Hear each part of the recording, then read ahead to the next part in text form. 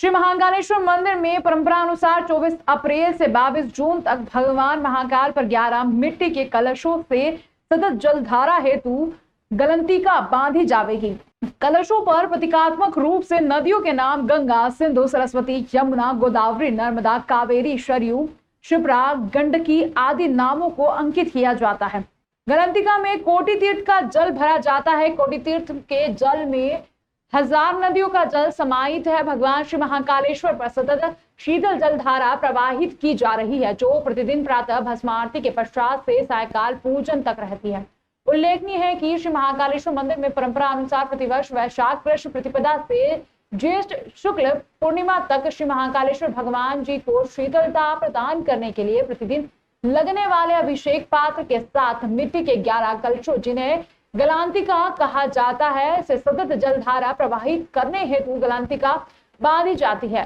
वैशाख व ज्येष्ठ माह में अत्यधिक गर्मी होती है। भीषण गर्मी में भगवान श्री महाकालेश्वर को 2 माह तक प्रतिदिन भस्म आरती के बाद प्रातः 6 बजे से 5:30 बजे संध्या पूजन तक गलांतिका की परंपरा है। धार्मिक मान्यता के अनुसार समुद्र मंथन के समय भगवान शिव ने गरल पान किया था। गरल अग्नि शमन करने के लिए ही आदिदेव सदाशिव का जलाभिषेक किया जाता है। गर्मी के दिनों में विश्व की उष्णता और भी बढ़ जाती है, इसलिए वैशाख व ज्येष्ठ मास में भगवान को शीतलता प्रदान करने के लिए मिट्टी के कलश से ठंडे पानी की जलधारा प्रवाहित की जाती है, जिसको गलंतिका कहते हैं।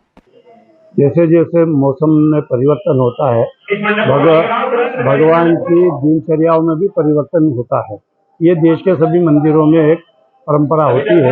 महाकालेश्वर भगवान मंदिर ज्योतिर्लिंग जो है, यहाँ की भी अनेकों परंपरा है। और उसके साथ साथ वैशाख मास में प्रतिपदा के दिन भगवान के ऊपर जल धारा का शिव प्रिय का है, तो यहाँ जो मटकियाँ होती है मिट्टी की, वो भगवान पे धारण करी जाती है और उन मटकियों में जल सतत भरा जाता है।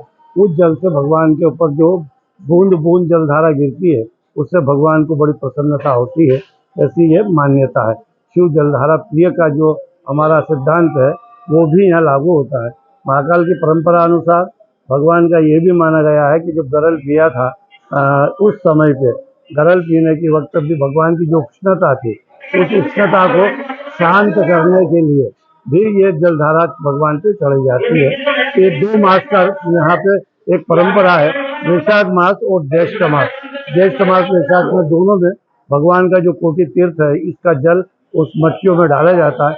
मटकियों पे भी सभी जो पवित्र नदियाँ, उनके नाम लिखे होते हैं और उसी अनुसार ये परंपरा निर्वाह की जाती है।